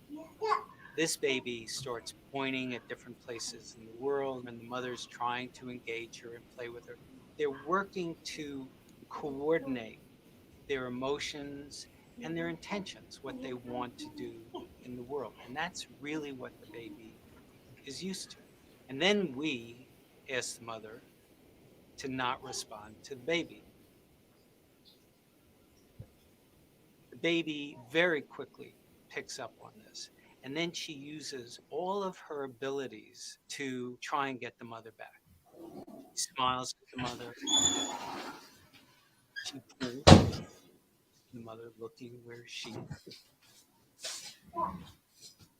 Baby puts both hands up in front of her and says, "What's happening?" She makes that screechy sound at the mother, like, "Come on, why aren't we doing this?" Even in this 2 minutes, when they don't get the normal reaction, they react with negative emotions. They turn away. They feel the stress of it. They actually may lose control of their posture because of the stress that they're experiencing. Okay. I'm here. And what do you do? Oh, yes. Oh, what a girl. It's a little like the good, the bad, and the ugly. The good is that normal stuff that goes on, that we all do with our kids. The bad is when something bad happened, but the infant can overcome it. After all, when you stop the still face, the mother and the baby start to play again. The ugly is when you don't give the child any chance to get back to the good. There's no reparation, and they're stuck in that really ugly situation. So let me just stop that real quick. So Well, can I make a comment on this? please take it away. Yeah. So that is really what happens implicitly in us babies and young children develop, because we need to develop that communicational process, that socialization in some ways. And otherwise we develop this kind of learned helplessness, possibly increasing the odds of attention deficit or on many of the other illnesses which we see potentially. But I want to make a point that this is not just, we tend to quickly want to blame the parents. And I would argue we need to blame the culture, or in that sense, our government or healthcare system. What happens for women when they give after birth? Instead of giving them a year off for postnatal care and to be with the baby, they have to go right back to work. So that is, yes, it's economical. We don't have to pay much. However, in our federal government and state government and our insurance policies, it's the wrong approach. After birth, you want to have the woman have the opportunity to be with the child for at least a year, because that is expensive, but we can pay the expenses not at the beginning, or we can pay many more expenses as these children grow up as adults. And I would say we need to divide social, it takes a village. And it takes a village for this child. So I have our executive producer, Naima Latif, on Podbean, and she has a question for you. And I want to make sure that, Naima, can you just speak up so we make sure you can be heard? Okay. Yeah. Can you hear her okay, Eric? Yes, okay. I just wanted to say that first. So awesome. Go ahead and ask your question. I see a lot of parents that stick their children in front of the television set, and they assume because it's, an interactive screen that somehow is the same thing as interacting with a child.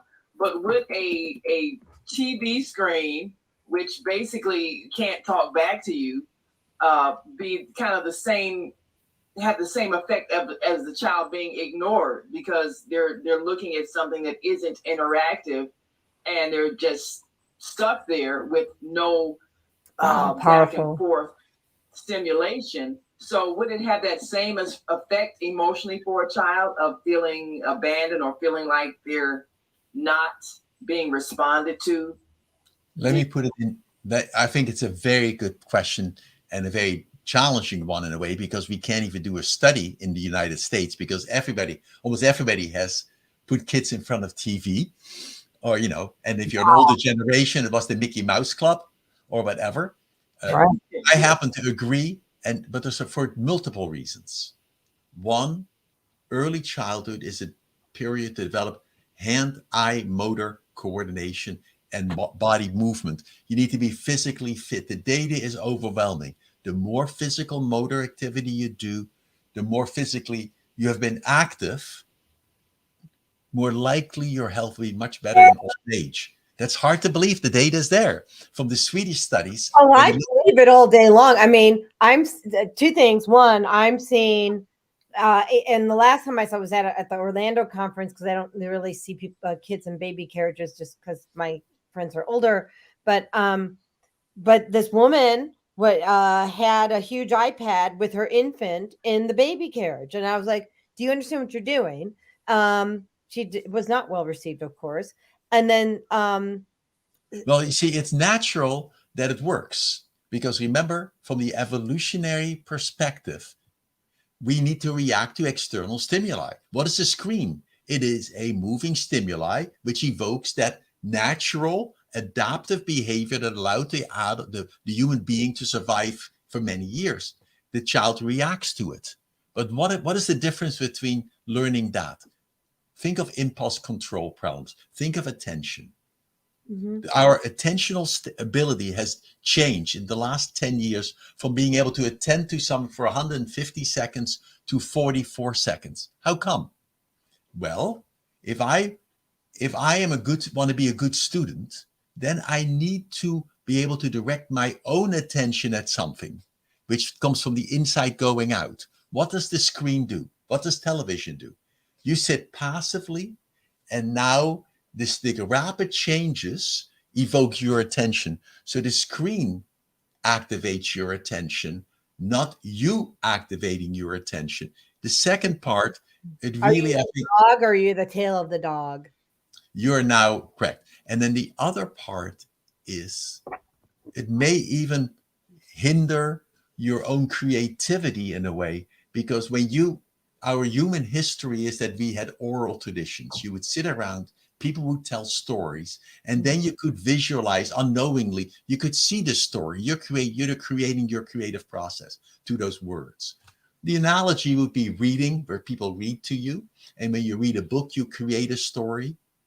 But what does television do? What do screens do?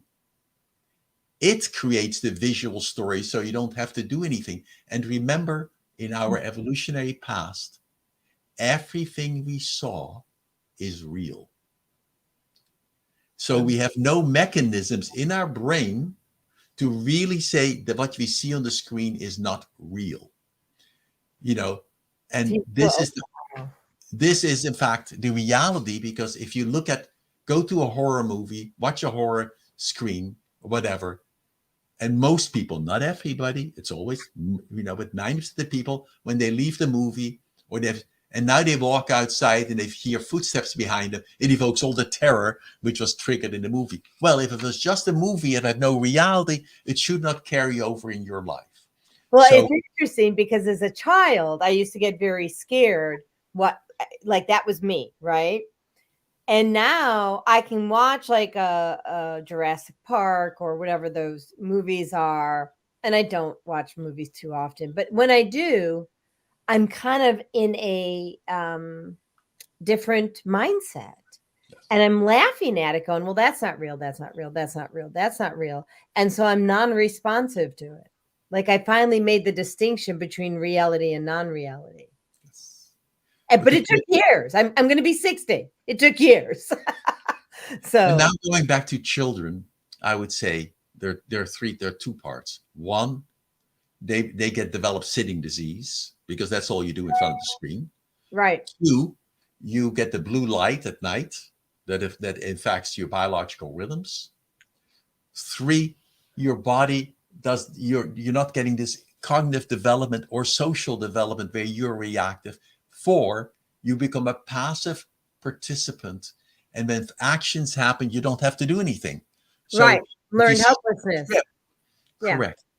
And so let me ask you though about these kids though, when they're like, so just keep carrying on because I love what you're saying. I've just got all these questions. So when there's a kid who's like 4 years old and the parent still has him in a stroller, what's your take on that? Well, my sense is kids should be playing on the ground. They should be crawling. They should be jumping. They should be climbing trees. They should be interacting, and depending on which age group, with other children to work out their social net connections. If you look at young teenage boys, technically, or boys, they may used to argue hours with each other about the rules of the game. And then, but it's a way by which you learn to negotiate and get feedback. Now we live in a world of asynchronous communication. That means I can tweet horrible things, but I don't have to see your emotional reaction. I don't see it because it's a tweet. But if I said the same to your face, then all of a sudden I would see you and I would react to your response. And so we really have these extreme qualities that are occurring. So from my perspective, children do much better if they have experience in nature. And there's a whole part called The Last Child in the Woods, where basically children who even those who are hyperactive, if they start playing in the woods, in the nature, their hyperactivity often decreases significantly, or their ADHD. And we know with children in school, even if you let them first exercise and then have lunch, the lunchroom is much quieter than if you have lunch and then exercise. And, and for young children, especially boys, movement is critical. They need to do, but movement ought to be play. It is exploration. And we tend to do that less and less as we think we can only do explorations on the screen. However, what you see on the screen is not what reality is about. Reality is you interacting with the actual person, with the actual world around you. And that part is lost. But it takes a village to do that. And I, as a parent, understand how difficult it is when you're working full time, you need to take care of your children. But I see the disasters at my university at times. So many of the young people don't eat breakfast. They eat mainly junk food. I call it highly processed food. Why? Because there's very little kids. Mom and dad, because of economic demands, had to go to work, and the child had to raise themselves. And what you need are really guidelines of that. To demand that a child develops its own guidelines is not reasonable. It takes a village and a culture. Yeah, and things do need to change, right? I mean, it is very challenging because in terms of our tech industry, I think technology is great. We're doing a show here. It's great to be able to do this. You are on the East Coast, I'm on the West Coast, and we can talk and communicate. It's great. That's the advantages. But in terms of intimacy, we can have intimacy in talking with each other, but that's different than real intimacy. Oh, I'm with you. I mean, yeah. And so now going back to the question that Viata Robinson raised, but if it is, I do think there is a potential cost. Well, let me just read the question real quick. She says, what are the emotional consequences if an infant doesn't get to physically bond with mom right after delivery? My granddaughter is 9 now, but when she was born, they kept her away from her mom for 2 days due to an infection in mom. Okay, great question. This is the same issue which would occur in a different way when people had cesareans, or in one or two generations ago, when almost all the mothers gave birth and the baby was taken away and put into the nursery. That quality. I do think human beings are remarkably flexible. So I think it doesn't have to be a curse or anything like that. At the same time, we are mammals. And therefore, it is the evolutionary process that right after birth, the baby is put against the mom's breast and then eventually starts breastfeeding at that point and make that body contact. It does two things. One, it enhances the bonding. Two, it also reduces the stress in the mother at that point after her delivery.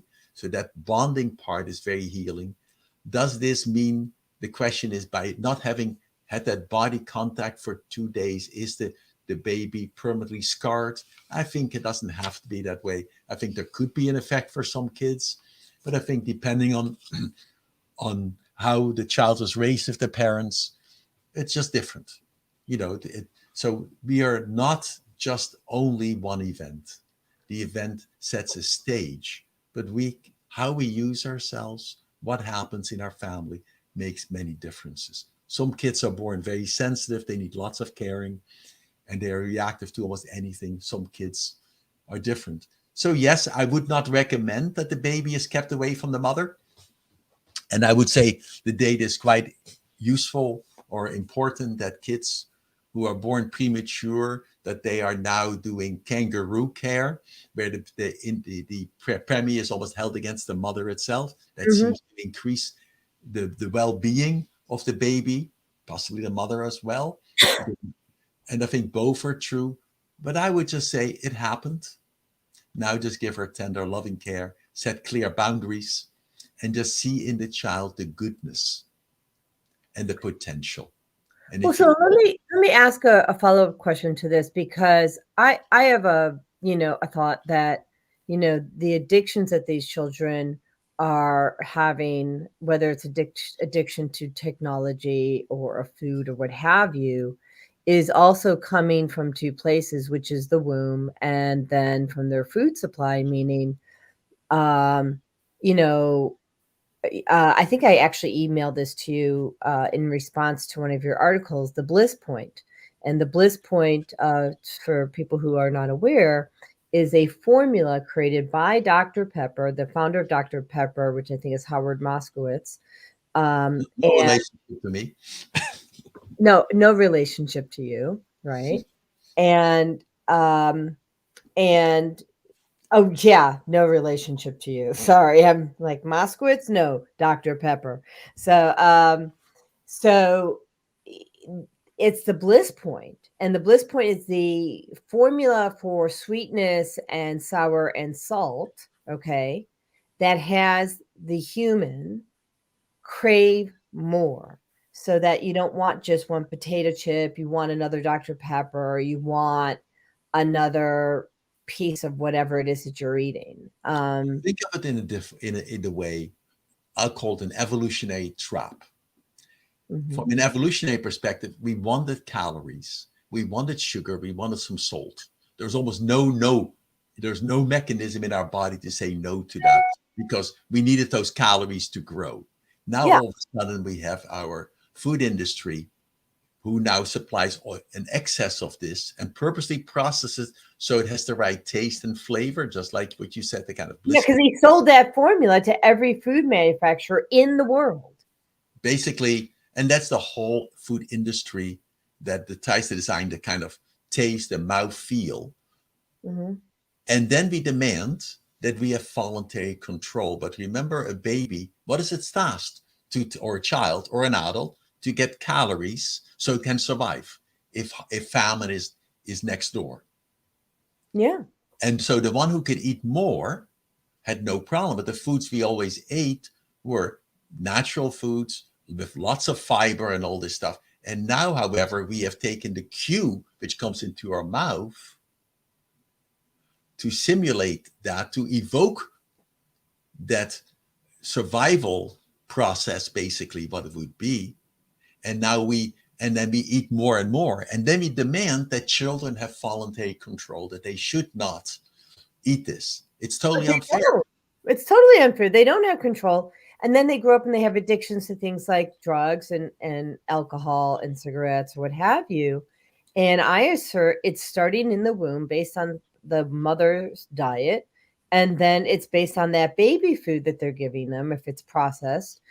I helped raise my girlfriend's triplets, and the food we made was from scratch in a blender, right? From Whole Foods. And then even more so, if you look at food we now eat, it's almost all soft. Or we give, you think of to me, it's almost criminal that we have a formula for babies. I agree. It's, I know if a woman has difficulty breastfeeding, formula is great. But beyond that, formula should not be used at all. Thank you. In my bias, because I think it's harmful for development. And even if you can look at at babies' faces, even our human skulls are now different than compared to the 16th century, although our genetics are the same. We tend to have more narrow faces, and part of that is partly biomechanical. At least it contributes to that. That if you're sucking from a bottle, you're sucking in, and that pulls this in. This is still plastic and developing. Otherwise, orthodontics wouldn't exist if it couldn't change for our teeth setting. And then what we do is we give babies baby food, soft food. And as we get older, we keep eating all these soft foods, so we don't ever chew. And because we don't chew, our upper palate gets more arched, that in fact our face becomes narrower, our upper palate tends to become more arched. That affects our breathing. It reduces the breathing through our nose. Now we end up mouth breathing, which is common among many, many children who have ADHD or other problems. And so we contribute in our food because it's highly processed, and ultra refined foods are just harmful, I would say. And I would go to the extent of saying it's not food. I would say it's something you put in your mouth. I'm agreeing with you totally. And then it evokes a high glucose. It contains lots of variation of sugar, which trigger an insulin response, leading to this, contributing to the epidemic of diabetes. And that epidemic of diabetes is contributing to an epidemic of Alzheimer's or other breakdown of human systems. So absolutely. Yeah. And and people are just shocked when I tell them that their water supply and their food supply are contributing to their current state. Like, there's a trust factor out there for what is being approved by the 3-letter agencies of the government, right? And your water supply is full of toxins. No bottled water in 99% of the cases is not any better. And we are held responsible for filtering our own water at the tap or where it comes in from the house. And so we have to release the learned helplessness that we have, we have taken on over the years, and be completely and radically responsible for what we put in our mouth, how we sit, how we breathe, like all those things. And I know it's a huge shift, but it's worth it. Yes, but I totally agree. But I think it is almost beyond the individual. This is where community, local, state, and federal regulations need to change. Let me give an example, because you have to regulate the food. No one wants to tax sugars, but if you make a significant tax on all the additives, then food will become more expensive. Right now, it is the cheapest food you can buy is all this highly processed food, partly done with government support in farming, paradoxically, and we don't support the organic farmers, for example, or that strain of food supply. So you're talking about federal and state regulations, which is very difficult in this culture. I'm thinking now of China, for example. I have not agreed with their policies, but I do agree conceptually with some of the things they have recently done. And I can't see that happen in the United States. They've just changed the rules for kids, for children. It is shocking what they have done. I'm just looking it up myself right now, where I have this data on kids. They have just changed the regulations about the use of computers and cell phones. Children in China under the age of 18 could not spend more than 90 minutes a day, 90 minutes a week playing computer games. They've just made a new proposal that children under 18 cannot spend more than 2 hours a day on cell phones. Young children are not allowed to bring cell phones, can't even have cell phones. And because they realize they are captured. I was going to get the actual data here, but I have to look for it. I'm sorry. It's okay. But it's close in that domain. And, that is I wish we had some wisdom at times in Washington where people can really say, wait a minute. That's quotable. I wish we had wisdom sometimes in Washington. where we think of the common good for everybody versus the partisanship, and where we can start setting some guidelines, which really, how do we optimize our health in young people? And that includes our diet guidelines, saying, our diet guidelines are a joke. And the fact that the EPA is approved for all these chemicals and they're in our water supply, and the FDA has approved things that, the drugs, they put me on 19 or whatever, 17, I can't remember, drugs. And one of those drugs were black boxed. And so, and I didn't even know what a black box was at the time. And, but one of the ingredients was fluoride. Well, it's a neurotoxin, right? And there was enough fluoride in there that it gave me small fiber neuropathy and fibromyalgia. So, we're getting thank yous because we are supposed to be done. It was 6 minutes over ago, but I would just end then to say realistically that it's a shift in perspective. Technology is very healthy.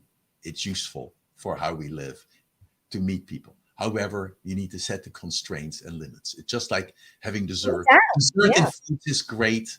To have a piece of pie or whatever, every so often is great. If that is your main meal all the time, it's a disaster. And so in that sense, excuse me. I would say, out the truth. I would just end up finally, if you want to look for guidelines, an understanding of the evolutionary perspective, suggestions how to breathe, how to adapt your technical world so to optimize tech health. I recommend our book, which we co-wrote together with Rick Harvey and Nancy Fass, called Techstress. And so on that note, thank you so much. Yeah, and let me just show people real quick again where that book can be found. I put the link in the thread for purchasing the book on Amazon. We also have Erik's information here, and then I'm just going to share the screen. This is Amazon. Techstress, How Technology is Hijacking Our Lives, Strategies for Coping in Pragmatic Ergonomics. I highly recommend that you buy the book. Preference, as he mentioned, is the hard copy, but because you can share with others when you're done, which is what the practice was when we were kids.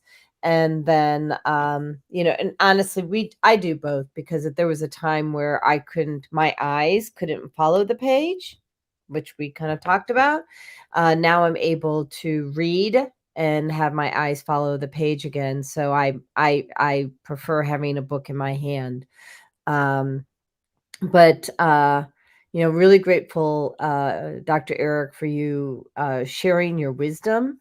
It has been so eye-opening, and what a gift you are, to our community. So thank you, and to the world. So Well, thank you so much for inviting me. And now I think everyone should just get up and wiggle and move and take a walk outside for one instant, look outside the sky to reestablish your health.